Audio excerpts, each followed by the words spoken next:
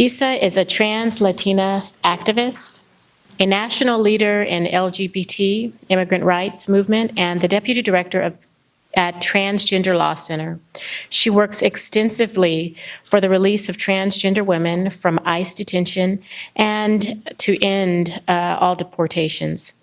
She's a part of the Not One More campaign team and sits on the advisory boards of Taja Coalition, El La Para Trans Latinas, I probably butchered that, and Trans Queer Liberation Movement. She has organized the first ever national trans anti-violence convening that brought together over 100 activists, mostly trans women of color, to address the epidemic of violence trans communities are facing.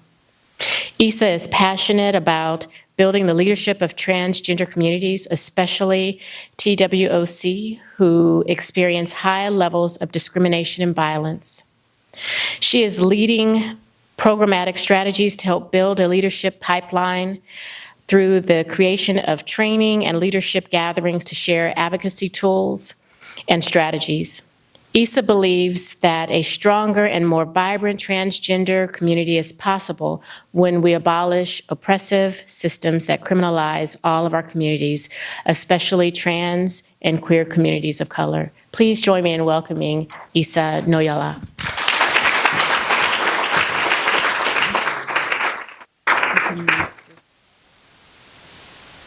Thank you. I need to really shorten my bio. It's really long. Hi, everyone. I'm Isa Noyola. It's an honor to be here. It's a pleasure to be here with all of y'all to share space and knowledge and energy. And I really hope you have some juicy questions at the end, because that always makes it more exciting for me.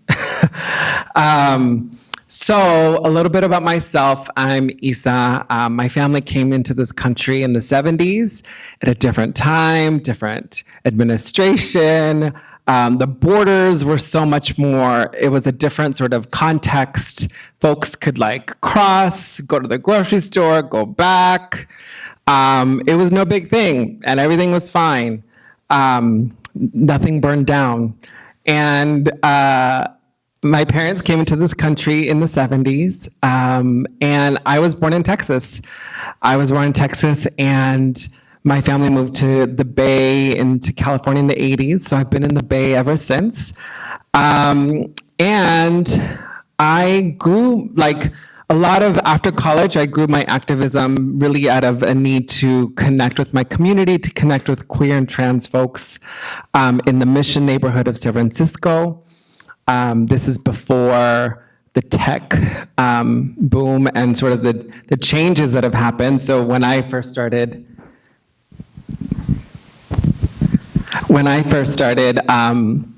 San Francisco and the Mission was a very different environment and very different time.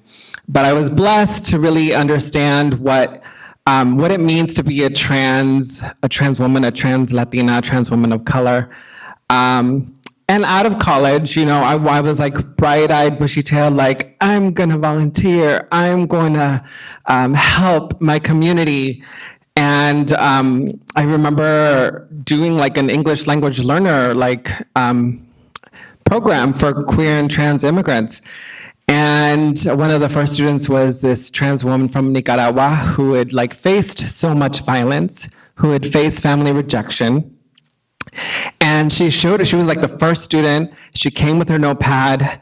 She was so excited. And she's like, I want to have a beautiful life. Like, I want to have a job and I want to help my community. And I'm here to learn and to grow. Subsequently, a year later, she was murdered, brutally murdered, and her body was mutilated, and her body was thrown in a warehouse in the San Francisco warehouse. And it shook me to my core. Where I couldn't sort of just mourn her death. I couldn't just be sad and cry and go to a rally and that was it. And subsequently after that, I've been faced with vigils and funerals for my community members ever since. Like, I don't know what it's like not to go to a funeral, or speak at a funeral, or hold or be at a vigil, candlelight vigil for one of my sisters who's brutally murdered. And so, you know, I think when people ask me, what does it mean for you to be trans? And I think one is of just survival. My community is in survival mode. And so I wanted to share that like context because of like what brought me into this work. I didn't get recruited at a college fair. And I, you know, I really do this work out of just sheer survival for not just myself, but for my community. So thank you for setting up so much wonderful context. I want to take it a little bit further and focus on detention in particular, and share some of like stigma and health disparities and health sort of outcomes and what sort of health equity looks like in detention, if that ever is. I don't think I've ever experienced health equity in a detention. It sounds like an oxymoron, but I will give you paint you a picture a bit. For the general population and in particular for LGBT folks. And I think there's something about understanding and connecting to vulnerable populations and the context in which they are surviving, to understand wisdom, to understand solutions. And, you know, I think one of my organizing principles is to really center the most directly impacted in whatever issue. And so with the issue of violence and with the issue of detention, I wanted to give you a context. How many, I don't know if anyone's ever guessed this, but does anyone know here how many immigration detention facilities we have in this country? No? Okay, so we have 205. There's 205 immigration customs enforcement detention facilities across the country. 60%, roughly 60, and that number is increasing, are privately run, as the previous speaker was talking about, by two major corporations, Core Civic USA and GEO. So those two corporations, not the government, those two corporations who have at their bottom line is money interests, run these facilities for profit. There are roughly, so I'm just giving you some numbers for you all to kind of like chew on while we kind of go into more stories and narratives and details about health. The number of beds is 39,000. Number of people detained each year is 359,000 roughly. That's fiscal year 2016, that's the latest numbers we have. The cost per day to detain someone, this is what the corporation gets per person per day. For an adult, it could roughly range from $90 to $134. So that's how much each person is worth every single day. And then 319 for family detention. How many people can guess what the detention budget is that not just Trump has given, but this is also under Obama. It's like the dirty little secret. You know, immigration detention was also really gruesome under his administration. How many folks can guess what the annual budget is for detention? Not for immigration, but just detention, just to keep the whole thing running. Any numbers anyone want to throw out? It's 2.6 billion, and that's fiscal year 2017. And that's going to go up for sure. Detention is a business. It's a lucrative business. That's why two corporations have decided to go in on it. So in fiscal year 2017, ICE held a daily average of nearly 40,000 people per day at any given moment. And that's an increase. That's an increase of 500% since 1994. That's not an accident. We had some laws, we had some elected officials who criminalized essentially immigration. The 96 laws, was it 96? 96? And so because of the advent of those laws, of criminalizing folks at the border, criminalizing folks who, like traditionally, we would not treat folks who are seeking asylum, who are seeking refuge, who are seeking safety from persecution, from, survivors of trafficking. Traditionally, we've heralded values of human rights and dignity and justice for all, and that's gone down the toilet. So this conversation, this moment, what you're listening to is really timely on so many levels, not just because of the election, but it's about, at the core of all of it, this is about our humanity. And if you think about what is happening in a detention, and I always say this, is if you think about what's happening in detention facilities, prisons, it is like a magnifying glass is on top of it, and all of the ills of like the world are like magnified in detention 100-fold. So you think about sexism, you think about homophobia, you think about racism, you think about all those sort of isms, right? Oppressive pieces. All of that is magnified and it is clear inside a detention context. And I visit detention facilities across this country with doing stakeholder tours, not just meeting with the folks, not meeting with folks individually around their cases, but also to monitor the conditions which are deplorable, which like detention facilities are sites of human torture and degradation. They are not housing facilities. These are places where human torture is actively happening on a daily basis. And so it's no more like, there's like, when I do a tour, I go in, I have to have a certain I have to wear a certain dress code, I have to go clear through security, and you like go through, it's like a maze. Fluorescent lighting, which always triggers me when fluorescent lighting triggers me, because being in detention for hours, you see, like a lot of spaces don't have natural sunlight. And folks spend like, hours and hours and days on end without seeing the natural sun. That's at like, if you think about just that, like the basic level of like how we treat people is like, just think about that. And every time, inevitably, when I get to the clinic, the health clinic, the health ward, it is a site of a lot of these violations. It is a site of a lot of these human rights violations. And I wanted to show you a quick video to kind of illustrate, this is coming out of the Human Rights Watch.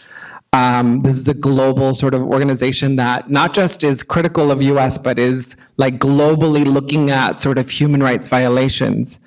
And again, the US for so many years, like not just Democrats, not just Republicans, but in the core of our Constitution, in the core of our Bill of Rights, in the core of a lot of our documents, right? There is this belief, herald belief around humanity and around justice, right? And so freedom. So I want to show you this video to kind of set up the health conversation a bit, and then I'll give you some facts and figures. And then we'll move on to the little more of the LGBT focus. So let me cue the video. So yeah, I'm sorry. Every time I speak, I'm not Little Miss Mary Sunshine. There's not a lot of, a lot of this is sobering. And I know it's a lot to like process. So a lot of the ways these corporations are able to get away with it is because they're like saying they're meeting sort of the need, and the need is arising because of the criminalization piece, not just within the immigration context, but also in the non-immigration context, the ways brown and black folks are criminalized and profiled in this country, the ways in which our communities are constantly under surveillance.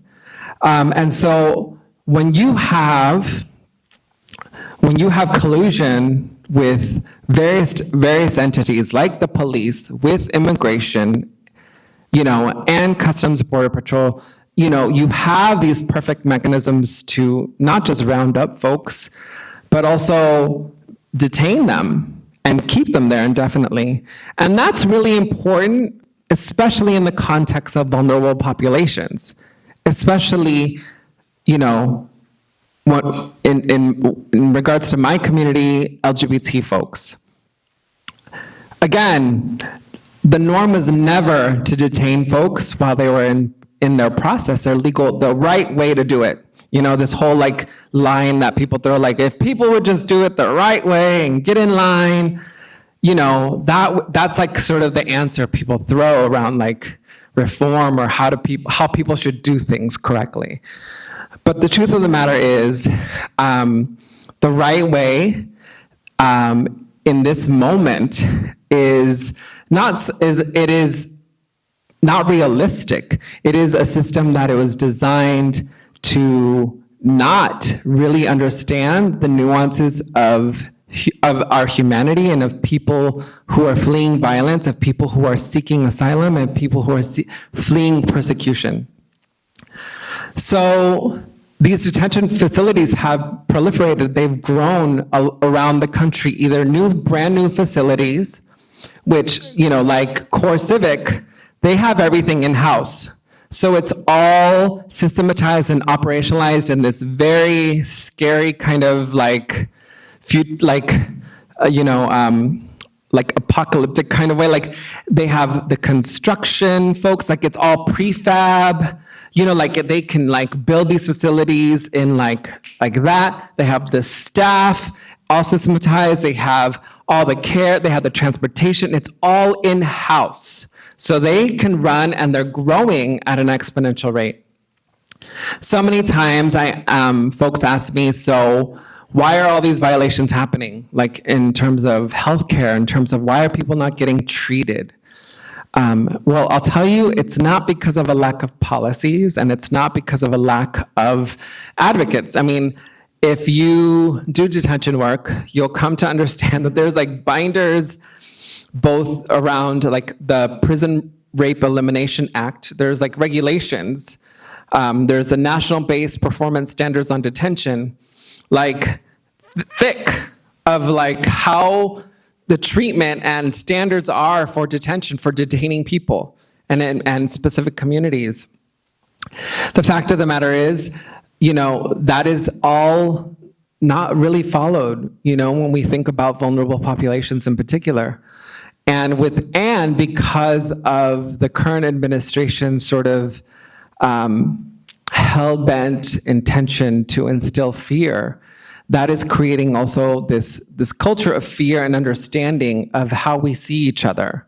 And that is, again, translated inside a detention context in an extreme way, where people are placed in administrative segregation, in solitary, people understand it as solitary confinement, for weeks on end, and only allowed maybe 1 hour out of the day in a cage cell outside to have some fresh air. These are folks that have not been processed. They've not had due process. They've not had any sort of day in court, nothing. These are folks who have fled violence, who've tried to do the right thing, right? That is the ways those are the things that how we're treating folks. And in particular, for LGBT folks, you see this super clear. One other fact that I just kind of want to give you that's connected to the health equity piece and LGBT folks, as I kind of focus in on, is that sexual assault, and I mentioned the PREA, which is a Prison Rape Elimination Act, which is not just for immigration, it's also for city, county jails, it's all federal jails, all kind of jails. Those regulations and those policies exist because rape is like, prison is sexual violence, detention is sexual violence. Like everyone's all about Me Too, but like it is really in this moment, like the detention context of Me Too and the detention context of sexual violence is outrageous. And one quick fact, like LGBT people in ICE custody are 97 times more likely to be sexually assaulted, victimized than non-LGBT people in detention, according to a study by CAP. So, I want to give you a little more context around LGBT folks, because I think it's a good example. It's not that LGBT folks are the only people being tortured or violated, but it's a good sort of like, I think it's a great, like, you see it in this very clear way. And again, like if you think about homophobia or transphobia, how it exists in our culture and embedded in our society. And I gave you the story of my friend who she was out living her life, doing her thing, going to school, learning English, and she was brutally murdered.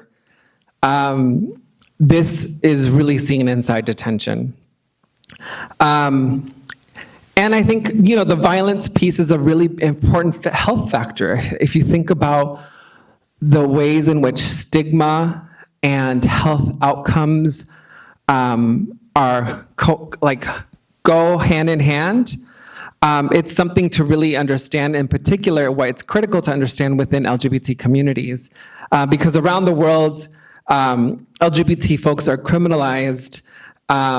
There are laws and regulations and policies in place around this world that have created a negative cultural climate and threatened LGBT people in negative social and health outcomes, such as socioeconomic status, lack of employment, lack of communication with partners, violence.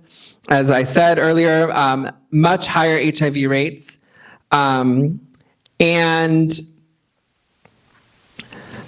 I think in particular for countries that are really trying to address HIV, that number goes so much higher when we find that there are laws and policies in place that criminalize our community. So in Central Asia, Europe, Middle East and North Africa, where we find a lot of stigmatization, we find more than 90% of new HIV infections in those countries. Another context piece, in Pakistan, there's only one clinic in the entire country that openly treats folks that are LGBT. It is in Syria, it is common for doctors to give patients steroid injections to make them straight. China decriminalized homosexuality in 1997 and no longer considered it a disorder by 2001, but its public hospitals persist in pseudoscientific methods aimed at curing gay people. So there's still like the stigma entrenched, right? And so, I work at the largest law firm in the country that serves and is led by trans folks. And, there's been a lot of gains. Yes, this administration's, sending out silly memos, but, we have the rule of law, and we have, the Constitution, and, we have court cases. And so we've found time and time again that it's not just enough to pass laws. It's not just enough to win a court case, to really change the conditions. It's not just enough to have policies to really then change the conditions for folks that are directly impacted by oppressive systems. So I want to go deeper into the detention context, and around trans women in particular, who face, they have the highest percentage, they're the highest percentage of people inside detention. And you're gonna hear some stories, some of it's really hard, but I think it's really important to really listen and to really understand sort of what does it mean to deliver, think about these stories and think about what you're gonna hear. And in your role of delivering health, in this context of detention, right? Like health services, what does it mean to serve communities that are in survival mode, that are filled with trauma, and that are experiencing sort of this situation? It is not just enough to be given sort of here on your first, let's say some of you decide to work at a detention facility or prison or jail or whatever. It's not just enough to be taught the ethics and sort of understand the policies in place of that facility, right? Because, like I said, those things already exist, and yet human torture, human rights violations are happening on a daily basis, not by the folks that are, also by the folks that are there, but also by the folks that are working there, including the healthcare service providers and the doctors and the nurses. So part of that is, to me, because I rack my brain and I'm asking them questions. I'm like, do you do this? Do you do that? In your intake, are you asking questions for, are you doing a HIV test immediately? I'm asking these questions, and it doesn't matter where I go. They're, of course, nervous as hell, which makes me feel like, okay, I can make them nervous. But the issue is, again, it's the way in which stigma, it's in the way in which we think about our societal values and understanding and what's rooted in that, right? How that influence, how that comes to play when someone who has faced stigma, when someone who has faced violence, insurmountable violence, then needs to receive care, right? And so it is more than just understanding what the policies are or what the regulations are or what your ethics are in delivering those services. It is about also this internal sort of question and this internal sort of questioning of yourself, of your own values and your own understanding and consciousness. So that is really, really apparent, and everywhere I go, I know who is giving me a scripted sort of answer of what they're doing, what they're not doing. You feel it. You just know these people just do not care. They're just doing bare minimum. And I'm not putting sort of all the blame, on the folks inside detention, because my heart goes out to them too, because there's also a level of dissociation that they experience being in there as well. But it is the ways in which this whole system comes together and really understands the way in which healthcare or these services are implemented in a facility. So, how many folks here want to hear about the caravan stuff? Gossip about the caravan. Anyone want gossip about the caravan?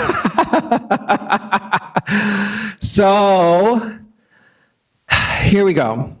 The caravan.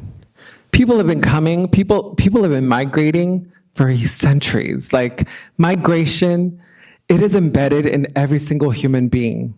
It is a natural process that is found in the natural world. It is something that is intrinsically a part of everyone. Some of it's man-made, some of it's forced migration because of wars, because of interventions, because of environmental degradation, where folks are needing to flee. They have no other choice.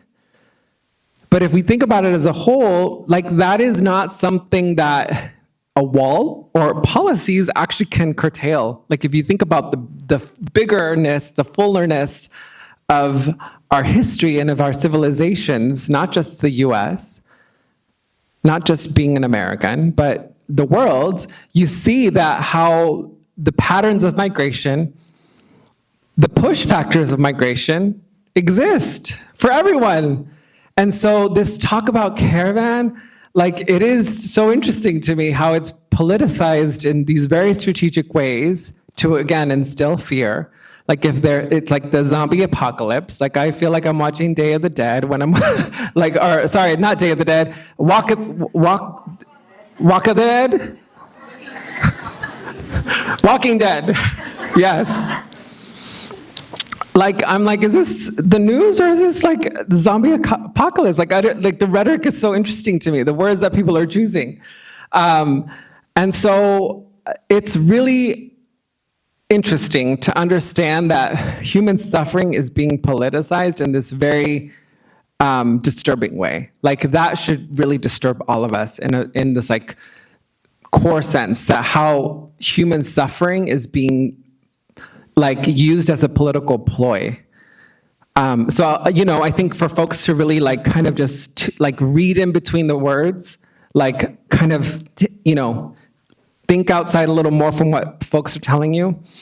And the situation that is happening and unfolding, it's not just from Honduras. Like, again, if you think about LGBT folks around the world and what they're fleeing from, sort of laws, policies, their own homes. We don't have to go far, right? It's not even Trump sometimes. It's like our own families, like, thinking about societal attitudes, the ways that all these things come together to kick out your child, where your child cannot return because of how you decided to identify or how you decided to love, or because of disagreements based on religion or based on moral code and moral values, right? Where you decide to discard a human being's life because of those values, I think we should actually take a minute and question and really think about. And so these caravans are a symptom of something. And it's complicated. It's not a one-word answer. It's not because of one particular, it's not just because of a need for a better life. It is also because of US intervention in some of these countries. It is because of the wars. It is because of the environment. It is because of homophobia. It's because of transphobia. A part of this caravan that's coming is a huge delegation of LGBT folks. I was like literally, before I came here, I was on a conference call to really talk about support for the LGBT folks that are a part of this. Again, vulnerable populations within a vulnerable population, to understand all the challenges they're facing. Because guess what?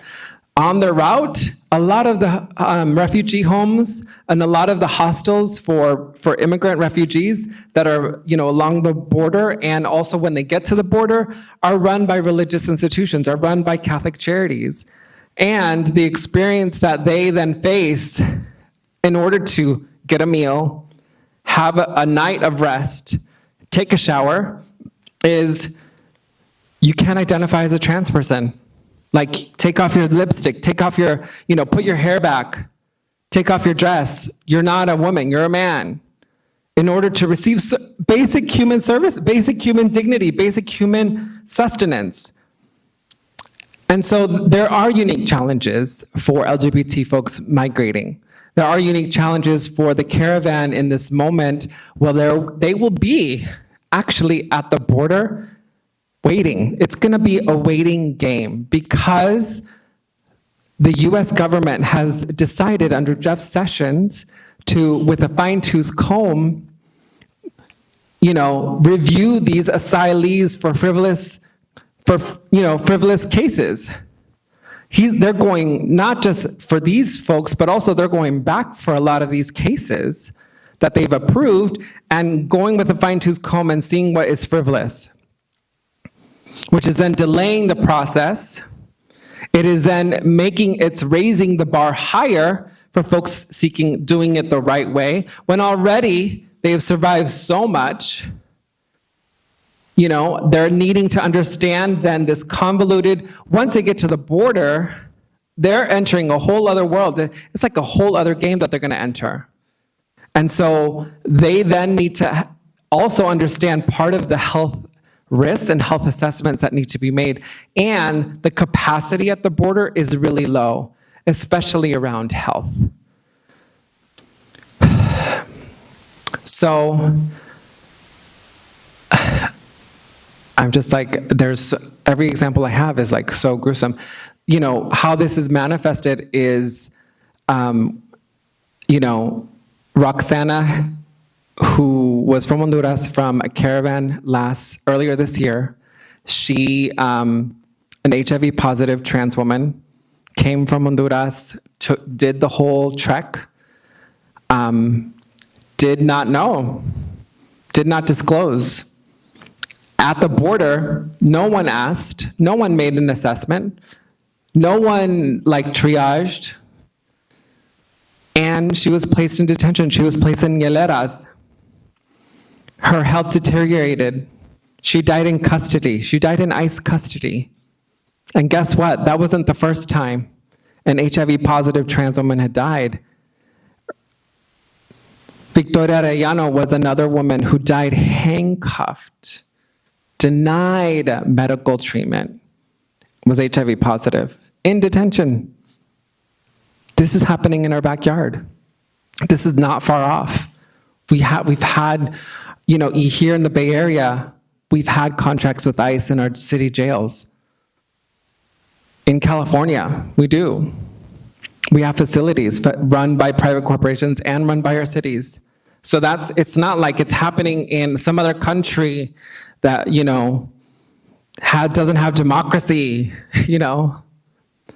It's happening here. And so that, I think, is important for all of us. There's like it's a greater thing at stake here. It's not just about the caravan. There's a greater thing at stake. And I think, to me, I have like 5 minutes? 3 minutes, okay. So I'm gonna quickly move into some positivity. I'm gonna try to like end it on a positive note. You know, I think some of why I still stay and do this is because I do see the community power, and I do see the groundswell of young folks in particular really understanding what's at stake and answering the call and saying, we do not want ICE in our communities. This is actually a public health issue. This is actually the opposite of safety, having the collaborations with ICE. And we're seeing we're also seeing sort of the challenges of these contracts. So we're even here in our neighbor city of Richmond, they ended their contract with ICE, their city jail. So they no longer are like the people from the community advocated in Santa Ana, in Phoenix, in Atlanta, in San Francisco. We're seeing this groundswell of community members concerned that the city is colluding with ICE in this dangerous way where human rights violations are happening. And so this beautiful example of resistance happened in New Mexico earlier this year, where queer and trans folks from around the country gathered to raise their voice to say, we want an end to ICE. We want to abolish this system, which is harming all of our communities. And guess what? The advent of detention and all, that's a new phenomenon. That's never been sort of the standard. That's like a new thing. So it's such an easy thing to like actually imagine not existing anymore. But I want to show this last video so you all can see sort of the visual effect of what people power looks like.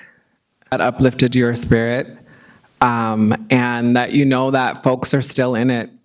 This is a marathon, not a sprint. So I hope you're encouraged to not feel defeated every time you hear awful news, fake news. Yeah, I think that there's solutions in every single one of you. So thank you. Badly for the struggles that the LGBT people are going through. When you gave a statistic, I think you said that the transgendered women were twice as likely to be raped in a detention facility. I was like, I wonder why that was. So then you went on to say, if I'm understanding correctly, they are placed in the men's side of, so I'm just kind of curious, why are they doing that? Is it because these women? So prisons in general classify trans communities based on biological sex, not gender identity. And so again, it's, ICE definition of gender is based on genitalia. And so then that then sets into a whole other sets of motions, including housing and clothing and options. Yeah. Thank you. Yeah. Thank you so much. I really appreciate you highlighted in an intersectional way, really the most vulnerable populations in our system right now, and I thank you for that. I was wondering, is there any legislation being proposed to change this? Because to me, it's like, what laws are being put in place that we're doing it somewhat in, stores and universities, et cetera, to create safe spaces. Is there legislation that's being proposed to do that in our most vulnerable spaces, right? So it's tough right now, right? Like, I think, again, when I go back to my comment around this is a marathon, not a sprint, it's because, this on a federal level, probably not the next 2 years or even 6, it's just not possible. There's a lot of the rollbacks that are happening. There's antagonism essentially around any sort of pushes for rights for particular vulnerable populations. There was a lot of things that were like this close, and I wish I could give you more intel, this close to like passing like the last several months under Obama, but they didn't. And so it's unfortunate. So it's a waiting game. I think that, to me, the sort of the answers that I'm seeing, or sort of the little window opening, is definitely on a city level, for sure, to think about the contracts with ICE and to think about, the ways in which your city government and state government is like colluding with immigration customs enforcement. And so from that place, there's definitely interventions to be had. The other thing that I will say that I think anyone here could do, or if you want to talk to your family members in other places, our visitation programs is setting up visitation programs. Like, there's organizations that already have the whole setup. Civic is called. There's like lots of different organizations, church-run organizations that go to detention centers and just do visits. And in that way, they're monitoring the conditions of what's happening inside, and then they're reporting it back out. Because that's one way to hold the institutions like, these facilities accountable.